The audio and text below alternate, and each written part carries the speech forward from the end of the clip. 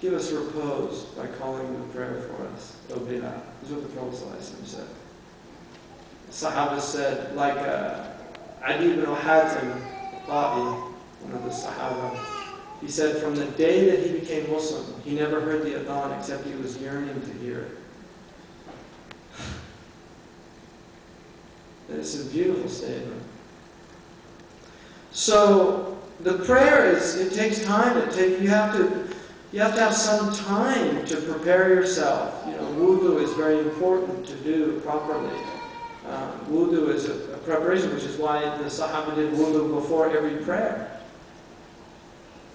You don't have to, but they did it. The Prophet ﷺ did wudu before every prayer, unless there was just to renew the wudu, because wudu is to prepare you for the prayer. And then wudu itself, and I think that the way we've designed the wudu areas, the way, doing wudu in the bathroom, all these things are not good. Wudu is a ibadah. Wudu. Sidi Ahmed Zarruq said, حضورك في الصلاة مبني على حضورك في الوضوء. Your presence in the prayer is based on your presence in the wudu. The more present you are during wudu, the more present you are in your prayer. The other thing is that the nafilah is to prepare you for the fard. So going right into the fard without any nafilah preparation. The nafilah is to prepare you for the fard. Because the prayer is munajat. The prayer it's intimate discourse with your Lord. And people, when you read these stories about Sahaba, like they got arrows pulled out when they were praying, these aren't made up stories. If you see like Rabat al-Hajj or some of the people that I've seen pray, and the istighraq is there. I mean, I've seen it with my own eyes. Just an entirely in another world, literally, completely in another world. But that's work, people, it depends on where people are at, what they want to do, how much they want from the deen. There's two paths in life. There's the path of salvation. You just do what you have to do to get by. Like when you teach, you always get these students, what's the least that I have to do to pass this class? You get those people, that's okay. That's like the Bedouin that came and said, is it true if I just do pray 5 times a day, pay my zakat, fast Ramadan, make hajj, that's it? I'm saved? The Prophet said, yeah, if you do that, that's enough. He said, wallahi, I won't do anything else. He left. And the Prophet said, قَدْ أَفْلَحَ الرَّجُلُ. In a riwayah, he said, he used the diminutive, that little man will be successful. If he's sincere, if he does that. That's enough. And that's proof, this whole thing about, dawla and wajib, iqamat al-dawla, and every Muslim has to work to establish the dawla. And he didn't say that to that man. No, you have to iqamat al-deen, you can't get over it. Prophet said, just do the bare minimum. There's people, that's all they're going to do. Let them do that. But then there's other people that want more. One man came to the Prophet and he said, I want to fast. The Prophet said, fast the 3 white days. He said, I can do more than that. He said, then fast Mondays and Thursdays. I can do more than that. And then he said, then fast every other day. That's the fast of Dawood. And it's the most auspicious of fasts. But don't do more than that.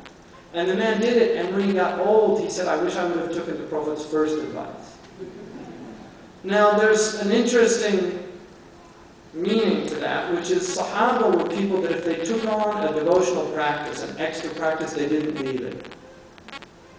So, because the Prophet said, خَيْرُ الْأَعْمَالِ أَدْوَمَهَا وَإِنْ قَلَّ. The best of actions are perpetual ones, even if it's a little bit. So, if you're not doing nafilah, just start doing 2 and stick with that. And if you get going and you feel like you can take 4, then do 4. And then do, our goal should be all of the nafilah of the day. You can do extra prayer. I mean, many of the early Salaf did 400 rakats a day. Imam al-Bukhari was doing a khatam. Sayyidina Uthman was doing a khatam every 3 days. So many of the Salaf did an immense amount of that. They also had a lot of barakah in their time. Imam al-Bukhari took up archery when he was a young man. And the Prophet said, "Man ta'allama rimayata thumma tarakaha faqad asa Abul Qasim." Whoever learns a martial art, rimaya is the best of them. And usually the Prophet will use the example of something, and then it's a rubric. So there's things under it. If you learn a martial art and then you leave it, you're disobeying Abul Qasim. So if you enter into martial arts, it should be a practice. Make it a practice. Don't just, learn it and then 6 months later you're on to something new. Those are hollow people that, the dabblers, people that just get into something and then a little while later they leave it, get into something else. The world's filled with those type of people. But Islam is about itqan. إِنَّ اللَّهَ يُحِبَّ الْعَبْدَ إِذَا عَمِلَ عَمَلًا أَنْ يُتْقِنَهُ. Allah loves the one who, when he learns something, he masters it. It's one of my favorite hadiths. And mastery is something it's lacking in the modern world. Real mastery. That's why it's so impressive to see a master of anything. And people look how much money is made on people that master ice skating or piano, because people are in awe. And don't think that was easy. People say, I wish I had that talent. If you look at masters in anything, they do 3 times as much work in that area as the next person. Most master pianists practice like 10 hours a day. It's unbelievable you think of that. Martial artists, same thing, every day, that's what they do. And if they're really committed to that. So whatever you do, we're doing the prayer every single day, 5 times a day. You should desire to master your prayer. Move towards mastery of the prayer, to be present in your prayer. Hudur, not just in the little part of the prayer, but present during the prayer, as much as you're able to be present, not to be thinking about other things. And believe it or not, thought is controllable. Even people outside of the deen can do that. People that practice meditation can learn to control their thoughts. People that do Zen can do that, and they can even control a lot of their physiological. Even the Hindus can do that. Hindus can lower heartbeat just by will. Gurus, people that do a lot of that practice, they can do that. They get in the studies they did in Stanford, very interesting studies with the Tibetan Buddhists. They would fire guns when they put them into meditation, watch their brain waves when they went into their delta waves. They would fire guns right next to them, ears. And they didn't know, there's a startle response to noise. Like if you hear something, people do that, People have degrees of that. Like I startle, I really because I have what they call Barlow syndrome. My nervous system was messed up when I was in the embryo. So I jump,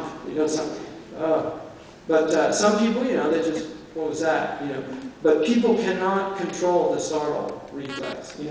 Somebody goes like that really quick in front of you, you blink, because it's a protective mechanism. The startle, think about it, if the bottle of acid, pops open, that closing the eyes, those are very good things that Allah gave us, Or you touch something hot and, you jump away, just say, oh, that feels hot, as your hand's melting off, right? These are, thank God, that Allah has given us these mechanisms to protect ourselves.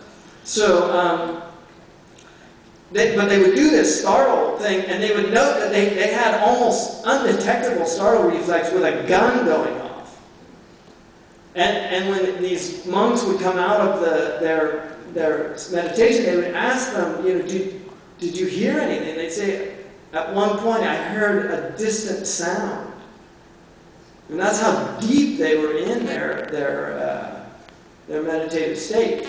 So these are techniques that are not limited to the Muslims. There are other traditions have them, and certainly Christians and anybody that does a lot of prayer can enter into a very profound state in their state of prayer. This is something. But Muslims, of all people, we're given this extraordinary prayer that is is the prayer of the last prophet.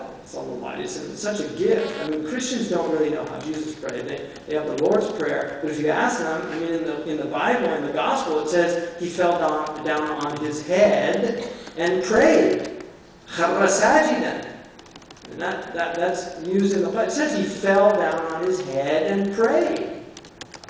So we know Jesus did sajda, but most Christians don't do. Some do, but most Christians don't do sajda.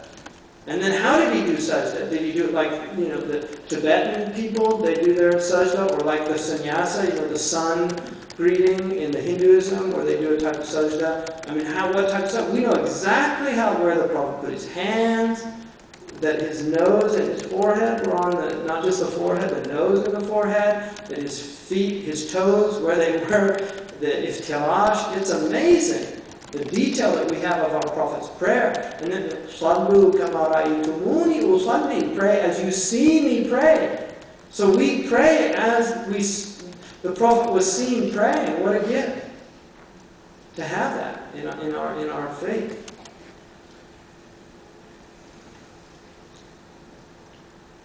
And then he says, Alhamdulillah, قدم الحمد والثناء على الدعاء لأن تلك هي السنة. It is the sunnah to put forward some type of praise before you make a request. Now, we know this even in language. When you're going to ask your mom for something, or your dad when you're a little kid, you're so wonderful, Dad, I love you so much. Can I have $10? Right? And that's what people do. It's just a human thing to do. Well, that's what we're told to do in the dua, to precede the dua with prayer. حسن الثناء على الله. سبحانك اللهم بحمدك. لا نحسن الثناء عليك أنت كما أثنيت على نفسك. Doing that before you. And then asking for what you want. شأن الطلب أن يأتي بعد المدح. Because a request should follow praise. Give me the money. So people don't like that. So these are the sunnah of Allah in the world to teach us. وَذَلِكَ أَقْرَبُ لِلْإِجَابَةِ, because it's more likely that it's going to be answered if you ask in a nice way. You're so generous. When you say to somebody, you're so generous. Can I have some of that? وكذلك قدم الرحمن الرحيم على ملك يوم الدين لأن رحمة الله سبقت غضبه. And then you say الرحمن الرحيم before ملك يوم الدين. It's beautiful. Because ملك يوم الدين is jalal. So you say الرحمن الرحيم because that's the essential nature. We don't want the jalal, we want the jamal. On يوم القيامة you want the jamal. Even in the dunya, jamal. يا ذو الجلال والإكرام. There is irtiqa. Ikram is what we love. The jalal is necessary because it's God's nature, but the generosity is what we want. وكذلك قدم إياك نعبد على إياك نستعين لأن تقديم الوسيلة قبل طلب الحاجة. And also the worship precedes the asking for help. Because that's your wasila. وَابْتَغُوا إِلَيْهِ الْوَسِيلَةِ. Seek the means to God. And the means is righteous actions, the love of the Prophet ﷺ, the work that you're doing. Oh Allah, I did this solely for you. Please accept it. And then you make your request. The famous hadith of the 3 men in the cave. Everybody know that hadith. The rock lands, and then each one of them makes a dua and precedes it by mentioning something that he did solely for the sake of Allah, and each time it moved a little bit.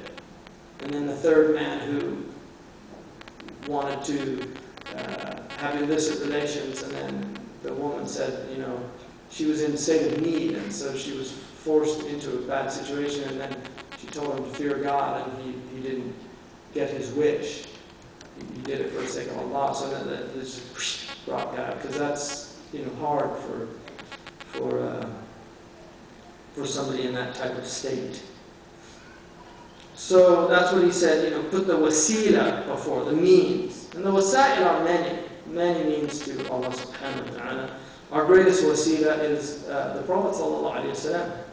There's no doubt about that. He is, he said that وَأَتِيَ الْوَسِيلَةِ, give him al-wasila, and that's his maqam on the Day of Judgment. So on the Day of Judgment, we all have to go to him as our wasila.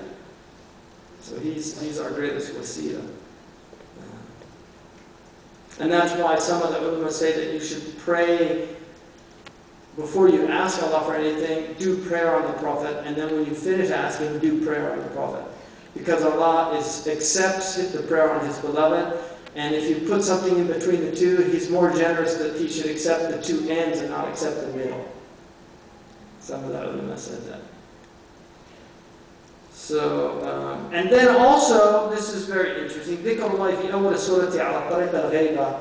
In Arabic you have hikaya and khatab and ghaiba. You have first person, second person, third person. The hikaya is first person, ahki, ana atakallam, I'm speaking. And then the khitab is when you speak to somebody, ukhatibuka, kifa haluka, that's kaf al-mukhataba. And then the ghaiba is when you say, atlubuhu, I'm looking for him. Now, in Arabic rhetoric, you have a device called iltifat. And the Quran has a lot of iltifat in it. And Western people have a very difficult time with this because iltifat is not a rhetorical device that we use in English. It's really almost a Zen type of device. Like in Zen Buddhism, they have a koan. And a koan is, the point of it is to waken somebody out of an intellectual or spiritual slumber. And this is the device of iltifat. You're trying to wake people up. And so Allah will change the person. He'll speak in first person, plural, and then he'll switch to first person, singular. He'll speak in first person and then switch to third person in the same few ayats. And this is in order to actually arouse an interest in the reader. It's to get yalfituhu, it's to attract him and draw him in to this discourse. And so if you look at the Fatiha, it's right there. Bismillah ar-Rahman ar-Rahim. Alhamdulillahi Rabbil Alameen. So now you're on the ghaiba, you're speaking about Allah. Ar-Rahman ar-Rahim. Maliki Yawmiddin. Iyyaka na'budu wa iyyaka. So you move from third person to the khatab. You go from the ghaiba to the khatab, and what he's saying here is because this is moving into presence. When you enter into the prayer, Allahu Akbar, Alhamdulillahi Rabbil Alameen, Ar-Rahman Ar-Rahim. So you're bringing these meanings into your heart, and then divine presence. Iyyaka na'budu wa iyyaka nasta'een. Now you're speaking directly to God. Ihdina sirat al-mustaqim. You're asking directly of God. Sirat al-ladina an'amta alayhim. It's a beautiful iltifat, moving from this third person to that second person because of the presence, the move from the ghaiba to the khatab. So he just mentions that's one of the secrets of that طريق الغيبة ثم على الخطاب إياك وما بعد وذلك يسمى الالتفات وفيه إشارة إلى أن العبد إذا ذكر الله تقرب منه فصار من أهل الحضور. So there is a meaning there that when you remember God, أنا جليس من ذكرني. I am the companion of the one who remembers me. So merely by remembering God, you bring God into the presence. أنا جليس من ذكرني. I mean, jalis, without any anthropomorphism, means the one you sit with. Jalis is the one you're sitting with. That's okay. And majlis is different. When you stand, it's uncomfortable, or you're moving. Jalis is where it's intimacy. Come and sit with me. Ijlis ma'iyya, tafaddal ma'iyya. That's what dhikr is. You're calling God in to your presence. Really good. So you are entering into the presence of Allah subhanahu wa ta'ala, asking Allah to come and be with you during that time. And so then he says, You can come a little bit, then you can even catch his question, right? قوله تعالى الصراط وفي اللغة الطريق المحسوس.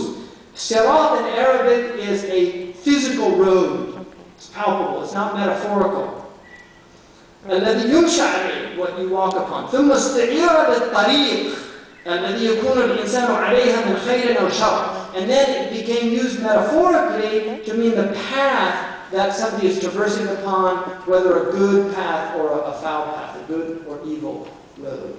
So he's going down a bad road, do you know? Right? The lost highway. People that know Hank Williams. Right? I'm a Rolling Stone, all alone and lost. For a life of sin, I have paid the cost. So that's the road, the sirat. قوله المستقيم القويم الذي لا عوج فيه. It's the straight that has no crookedness in it. فالصراط المستقيم الإسلام, the path of Islam. وقيل القرآن, the path of the Quran. Same thing. والمعنى متقاربين. Similar meaning. لأن القرآن تضمن شرائع الإسلام أو تضمن شرائع الإسلام. The Quran contains the laws of Islam. وكلاهما مروون عن النبي صلى الله عليه وسلم. Both of them we find from the prophetic tradition. وقوله تعالى صراط, the صاد والسين, they're both correct قراءات. صراط المستقيم والصراط المستقيم. Sin and صاد are ukhtani in the Arabic language. They're letters in the Arabic language, they're sister letters. Like the mim and the ba, the jim and the ya. These are sister letters, the dal and the dal. So you'll find words that have the same, like Bakhira and Makhira mean boat. Mecca and Bekka mean, because and then you'll find words like the Sin and the Sad, like Sirat and Sirat. And also Zay is a sister letter. So these are the sibilant letters, right? The words that you use, the Shafawi letters, and then the Safir letters. These sibilants or Safir letters. So they're related in that way. So you could say,